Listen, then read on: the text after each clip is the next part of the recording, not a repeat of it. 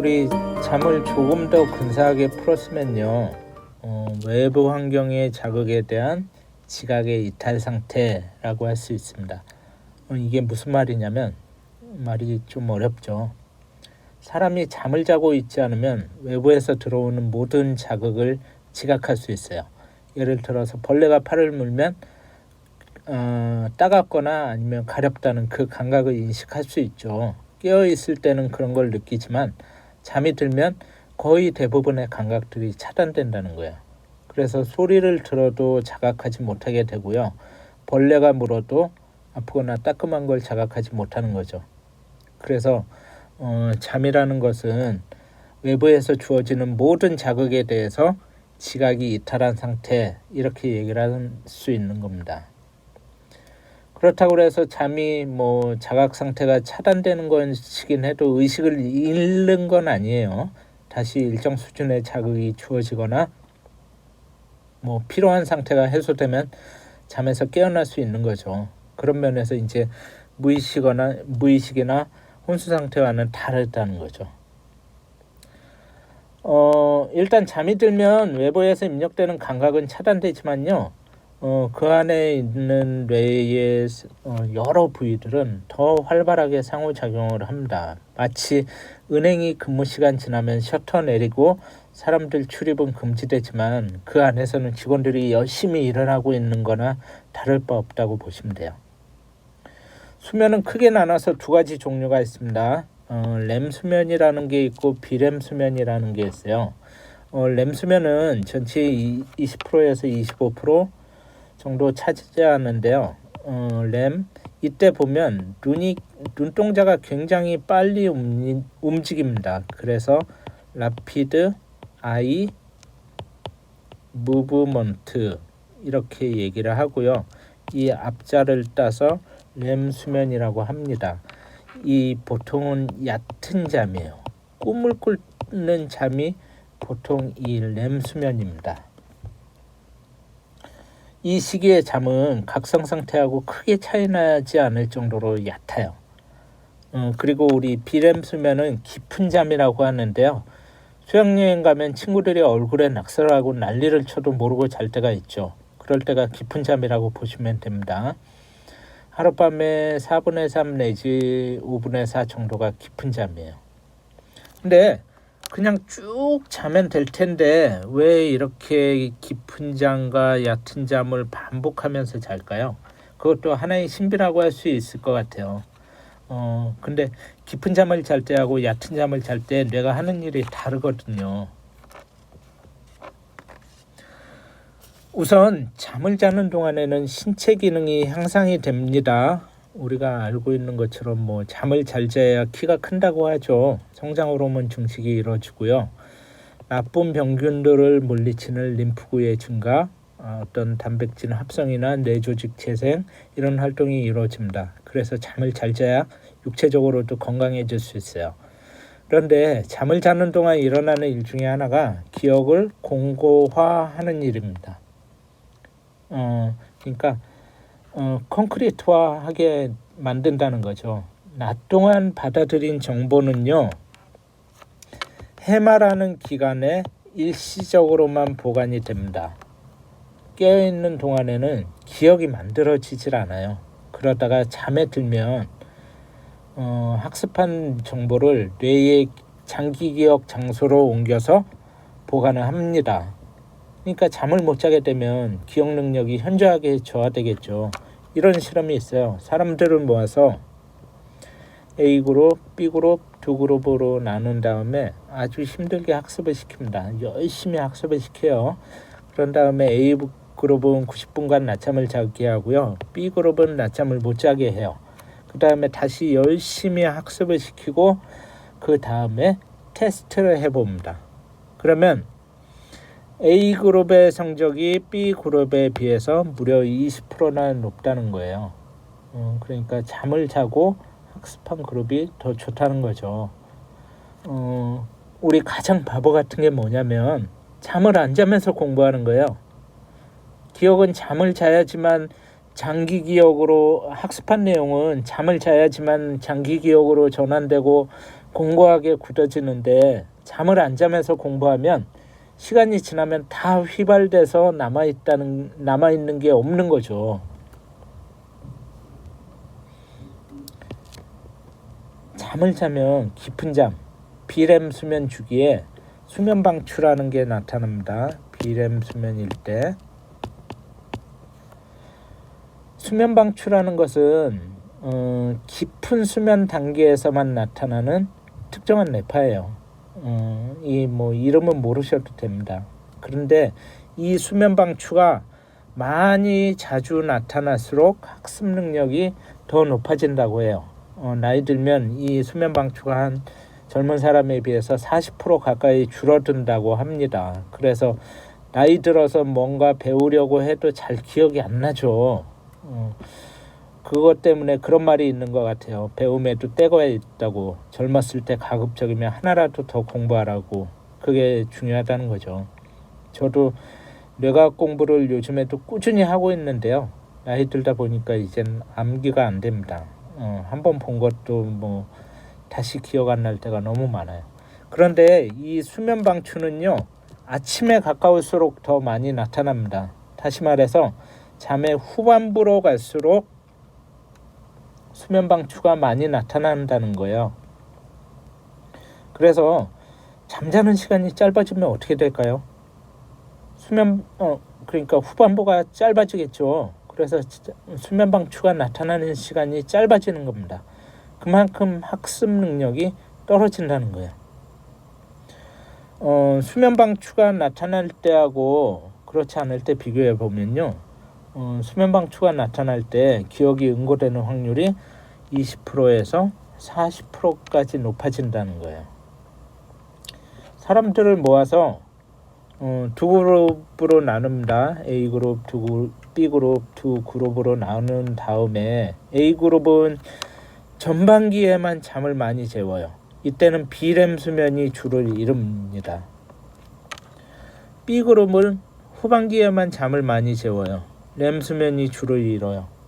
그리고 나서 어떤 기억력 테스트를 해보면 A그룹이, 그러니까 비렘 수면을 많이 잔 그룹이 기억이 훨씬 더 많이 저장되어 있다는 거죠. 그래서 무언가를 배우고 그걸 저장하려면 깊은 잠을 자는 게 중요합니다. 근데 렘수면이 별로 중요하지 않느냐? 절대 그렇지 않습니다. 잠을 짧게 자면 안 되고요. 충분히 자야 한다는 이유가 바로 이것 때문인데 비렘 수면만큼 렘 수면도 중요한 영향을 미친다는 거예요. 얕은 잠인 렘 수면을 하는 동안에는 어떤 일이 일어나냐 하면은 우리가 깨어 있을 때 받아들인 정보들을 분류하고 가공하고 통합하고 연결하는 작업을 합니다. 깨어 있는 동안에는 이런 작업이 별로 이루어지지 않아요. 하루 종일 바쁘게 지내다 보면 받아들인 정보를 처리할 시간이 없어요. 우리 마트에 가면 손님들 많은 낮 시간에는 매장 정리 못하죠. 그건 마찬가지입니다. 그런데 렘수면 단계에서는 이런 정보가 이루어져요. 이런 정보 처리가 이루어지는 거죠. 정보를 분류하고 버릴 거 버리고 취할 거 취하고 기억에 남길 거 남기고 서로 관련 없는 정보끼리 연결시켜보고 이런 일들이 렘수면 단계에서 일어난다는 거예요. 근데 한번 생각을 해보세요. A라는 정보가 있고 B라는 정보가 있는데 깨있을 때는 이거를 연결할 생각을 못해요. 왜냐하면 너무 관여가 안 돼 있기 때문에. A가 물이고 B가 걷는 행동이라고 한번 해보죠. 그러면 깨있을 때는 물속을 걷는다 이런 상상을 해보기가 쉽지 않다는 거예요. 근데 잠자는 동안에는 이런 것들이 이루어집니다. 물속에서 걷는다. 그러면 그게 꿈이 될 수 있는 거고요. 그 과정에서 아주 창의적인 생각이 나타날 수 있다는 거죠. 우리 자주 쓰는 재봉틀 있죠. 재봉틀 바늘을 보면 끝에 홈이 파여 있고요. 거기 실을 꿰서 박음질 하도록 되어 있습니다. 처음에 재봉틀을 발명한 사람은 이 방법을 찾아내지 못했던 거예요. 그런데 꿈에서 아프리카 원주민한테 잡혀갔는데 원주민들이 들고 있는 창 끝에 동그랗게 구멍이 뚫려 있더라는 거죠. 그래서 그 꿈을 꾸고 난 후에 바늘 끝에 구멍을 뚫어서 일로 실을 꿰면 되겠다 라고 생각해내게 됐고 재봉틀이 만들어졌다고 합니다. 이렇게 램수면 하는 동안에는 사람의 창의성을 높여주는 그런 기능을 합니다. 그래서 램수면이 부족하면 창의력이 높아질 수 없겠죠. 이런 실험이 있어요. 백설공주, 윌리엄 텔, 스티브 잡스, 이 세 단어를 들으면 공통으로 연상되는 사물이 있나요? 백설공주, 윌리엄 텔, 스티브 잡스. 네, 답은 바로 사과입니다. 이거는 심리학이나 신경과학에서 아주 많이 사용되는 테스트 중에 하나인데요. 사람들을 실험실에 불러놓고 잠을 자게 합니다. 그 다음에 모니터링을 하다가 깊은 잠, 비렘 수면 단계에서 깨워서 이 문제를 내면 잘 못 맞춰요.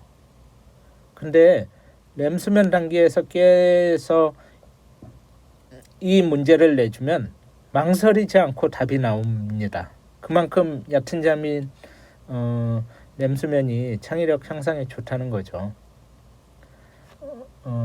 정리해보면 비렘 수면은 학습한 내용을 기억하는 데 꼭 필요하고요. 렘 수면은 창의력 증진에 좋으니까 잠을 잘 자면 그만큼 두뇌가 좋아지겠죠. 그래서 아이들에게 아무리 머리가 좋아지는 학습을 시켜도요, 잠을 제대로 재우지 않으면 모두 헛수고가 될 수 있습니다.